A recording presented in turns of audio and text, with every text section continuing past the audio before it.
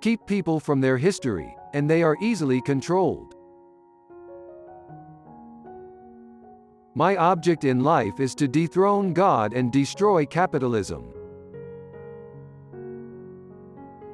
Accumulation of wealth at one pole is at the same time accumulation of misery, agony of toil, slavery, ignorance, brutality, mental degradation, at the opposite pole. Take away a nation's heritage and they are more easily persuaded. Surround yourself with people who make you happy, people who make you laugh, who help you when you're in need. People who genuinely care. They are the ones worth keeping in your life. Everyone else is just passing through. The education of all children, from the moment that they can get along without a mother's care, shall be in state institutions. Communism begins where atheism begins. If you can cut the people off from their history, then they can be easily persuaded. We have no compassion and we ask no compassion from you. When our turn comes, we shall not make excuses for the terror. The theory of communism may be summed up in one sentence: abolish all private property. Catch a man a fish, and you can sell it to him. Teach a man to fish, and you ruin a wonderful business opportunity. When the sufferers learn to think, then the thinkers will learn to suffer. The last capitalist we hang shall be the one who sold us the rope. A heavy or progressive or graduated income tax is necessary for the proper development of communism. From each according to his abilities, to each according to his needs. The first requisite for the happiness of the people is the abolition of religion. There must be something rotten in the very core of a social system which increases its wealth without diminishing its misery. The production of too many useful things results in too many useless people. Social reforms are never carried out by the weakness of the strong, but always by the strength of the weak. Owners of capital will stimulate working class to buy more and more of expensive goods, houses and technology, pushing them to take more and more expensive credits, until their debt becomes unbearable. The unpaid debt will lead to bankruptcy of banks which will have to be nationalized and state will have to take the road which will eventually lead to communism. Follow your own path, no matter what people say.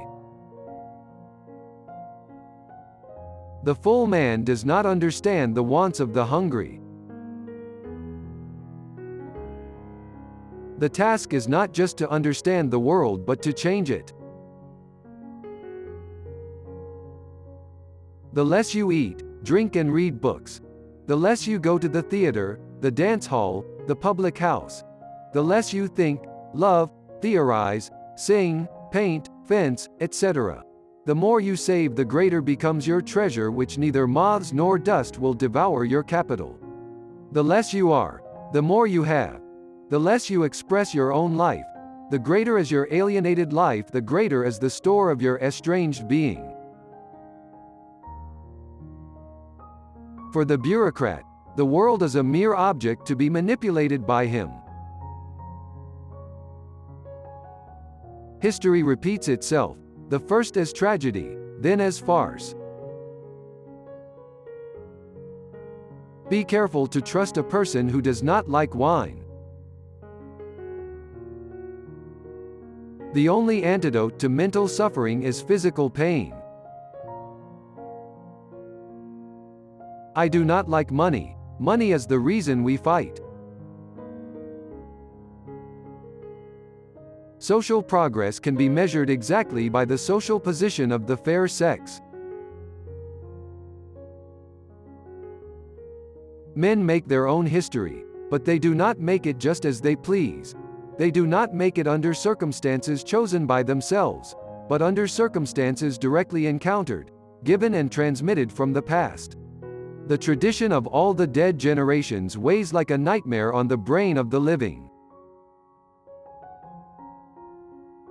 Money plays the largest part in determining the course of history.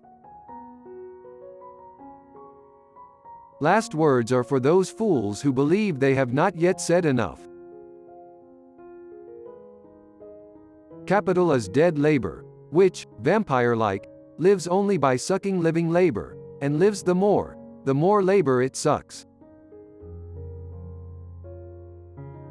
In bourgeois society, capital is independent and has individuality, while the living person is dependent and has no individuality. Reason has always existed, but not always in a reasonable form. I am nothing, but I must be everything. The method of production of the material things of life generally determines the social, political, and spiritual currents of life. The philosophers have only interpreted the world, in various ways. The point, however, is to change it.